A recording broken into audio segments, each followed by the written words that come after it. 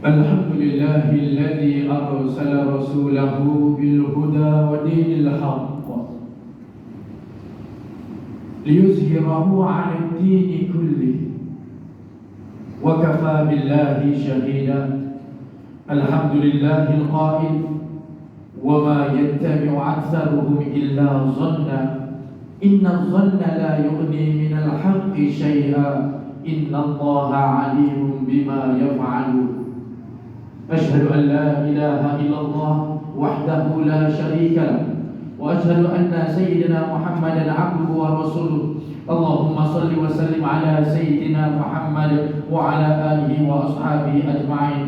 أما بعد، فيا عباد الله اتقوا الله، أوصيكم وإياي بتقوى الله، فقد فاز المتقون. قال الله تعالى في كتابه العزيز: يا أيها الذين آمنوا أطيعوا الله وأطيعوا الرسول وأولي الأمر منكم فإن تنازعتم في شيء فردوه إلى الله والرسول إن كنتم تؤمنون بالله واليوم الآخر ذلك خير وأحسن تأويلا. Yang bermaksud, wahai orang yang beriman, taatlah kamu kepada Allah dan taatlah kamu kepada Rasulullah dan kepada ulil amri, yakni orang yang berkuasa daripada kalangan kamu. Kemudian jika kamu berbantah-bantah, yakni berselisihan dalam sesuatu perkara, maka hendaklah kamu mengembalikannya kepada kitab Allah, yakni Al-Quran dan As-Sunnah Rasulnya. Jika kamu benar-benar beriman kepada Allah dan hari akhirat, yang demikian adalah lebih baik bagi kamu dan lebih elok pula kesudahannya. Sidang Jumaat yang dirahmati Allah sekalian, marilah kita meningkatkan rasa takwa kepada Allah Subhanahu wa taala dengan bersungguh-sungguh melaksanakan segala perintahnya dan meninggalkan segala larangannya. Mudah-mudahan kita tidak terjerumus ke lembah neraka yang disediakan oleh Allah disebabkan kelalaian dan kesibukan kita terhadap dunia. Khutbah pada hari ini akan menyentuh berkenaan tajuk hindari daripada ajaran yang menyeleweng. Sidang Jumaat yang dirahmati Allah sekalian, akidah adalah merupakan teras utama dalam kehidupan beragama bagi seseorang mukmin. Al-Quran, yaitu wahyu yang telah disampaikan kepada baginda Rasulullah sallallahu alaihi wasallam, adalah merupakan panduan yang sempurna untuk menjadi rujukan bagi mereka yang menginginkan jalan kebenaran. Sesungguhnya perkara utama yang dapat menyelamatkan kita daripada menjadi bahan bakaran api neraka adalah memiliki akidah yang lurus tanpa dicampuri dengan fahaman dan kepercayaan yang bercanggah dengan akidah Islam yang sebenar. Allah Subhanahu wa taala berfirman menerusi surah Yunus ayat yang ke-36 sebagaimana yang telah dibacakan pada permulaan khutbah ini tadi, yang bermaksud, dan kebanyakan mereka itu hanya mengikut sangkaan sahaja, walhal sangkaan itu sebenarnya sedikit pun tidak berguna untuk menentukan kebenaran. Sesungguhnya Allah Maha mengetahui apa yang dilakukan oleh mereka. Saudara-saudaraku sidang hadirin yang dirahmati Allah, pada hari ini terdapat segelintir daripada kelompok umat Islam yang muncul di tengah-tengah manusia sambil mendakwa bahawa ajaran dan amalan yang dibawa mereka itu adalah datang daripada agama Islam, sedangkan hakikatnya ia adalah suatu yang bertentangan dengan Al-Quran dan As-Sunnah yang dibawa oleh Allah dan Rasul, serta bertentangan pula dengan pegangan akidah Ahlussunnah wal Jamaah yang menjadi warisan para ulama. Isu penyebaran ajaran yang menyeleweng dan sesat ini bukanlah suatu isu baru yang menjadi cabaran kepada umat Islam. Bahkan di saat khutbah ini dibacakan, masih terdapat lagi segelintir dalam masyarakat yang berpegang dan mendukung kuat kepada ajaran-ajaran menyeleweng ini, sama ada secara sedar maupun tidak sedar. Kecanggihan maklumat tanpa sempadan pada hari ini telah membantu memudahkan penyebaran ajaran sesat dalam masyarakat. Punca utama wujudnya pengikut kepada ajaran sesat ini adalah kerana faktor kejahilan dan kedegilan diri sendiri yang terlalu percaya dengan kemampuan akal fikiran mereka untuk menilai. Di samping itu, golongan ini hakikatnya tidak mempunyai asas ilmu yang mendalam berkenaan ajaran Islam, terutama sekali ilmu berkaitan akidah. Perkara inilah yang menyebabkan seseorang itu mudah terdorong untuk mengikuti kelompok yang membawa ajaran yang menyeleweng dan jauh tersesat. Sebagai seorang muslim, tidak harus menguasai ilmu fardu ain yang menjadi asas dalam kehidupan beragama. Ilmu fardu ain seperti ilmu tauhid, fiqh, tasawuf dan akhlak haruslah dipelajari sejak dari usia muda lagi, kerana ia menjadi pintu kepada mengenali Allah dan mempelajari cara untuk mengabdikan diri kepadanya. Ilmu fardu ain ini harus dipelajari daripada guru-guru yang benar menguasai ilmu dan bertauliah, dan bukan hanya dipelajari melalui pembacaan di alam maya.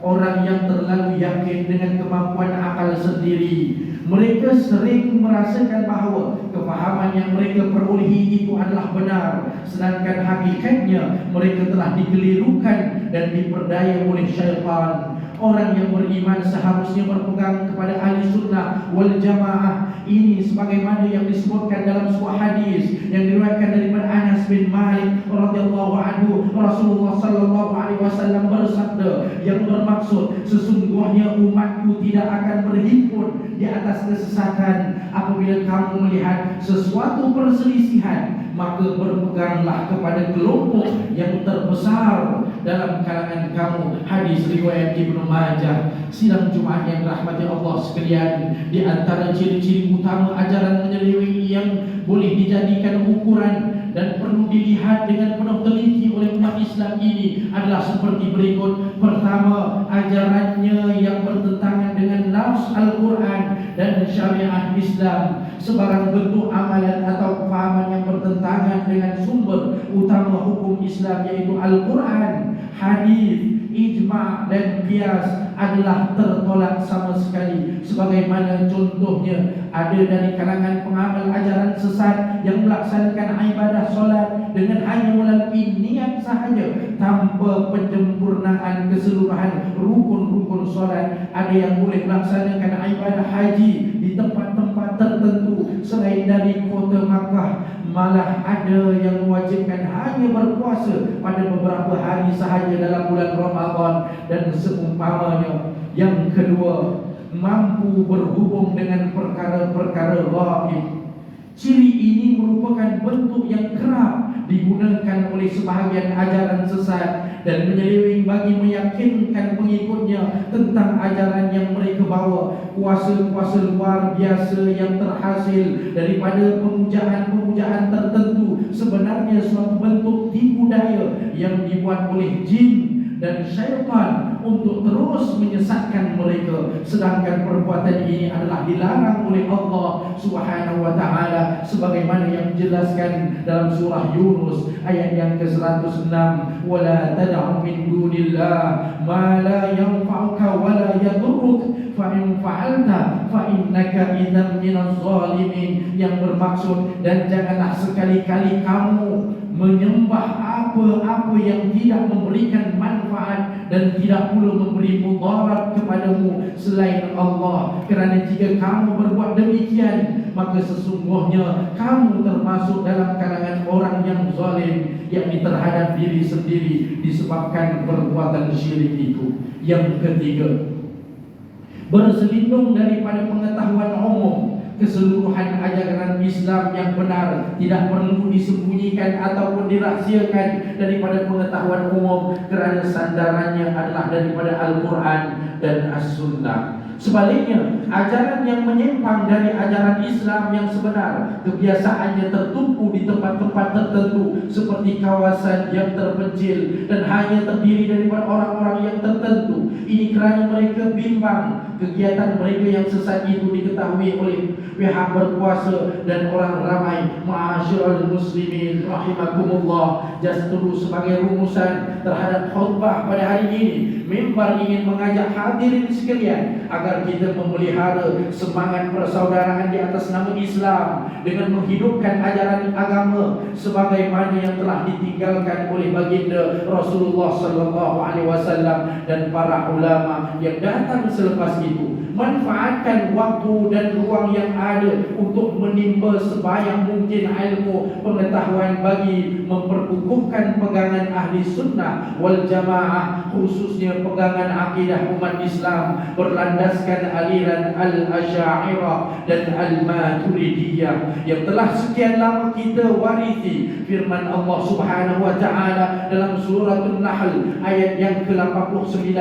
wa yauma nab'atsu fi kulli ummatin syahidan 'alaihim min anfusihim wa ji'na bika syahidan 'ala haula wa nazzalna 'alaikal kitaba tibyana likulli syai'in wa hudan wa rahmatan wa busyra lil muslimin, yang bermaksud, dan ingatlah hari ketika kami bangkitkan setiap umat seorang saksi terhadap mereka dalam kalangan mereka sendiri, dan kami datangkan kamu, yakni Nabi Muhammad sallallahu alaihi wasallam, menjadi saksi kepada seluruh umat manusia. Kami turunkan Alkitab, yakni Al-Quran, untuk menjelaskan segala sesuatu dan hidayah, petunjuk serta rahmat dan kabar gembira bagi orang yang menyerah diri. Barakallahu li wa lakum bil Qur'anil azim wa nafa'ni wa iyyakum bima fihi minal ayat wa dzikril hakim wa taqabbal minni wa minkum tilawatah innahu huwas samiul alim. Aqulu qawli hadza wa astaghfirullah li wa lakum wa li sa'iril muslimina wal muslimat wal mu'minina wal mu'minat fastaghfiruhu fa ya fawzal mustaghfirin wa ya najatat taibin.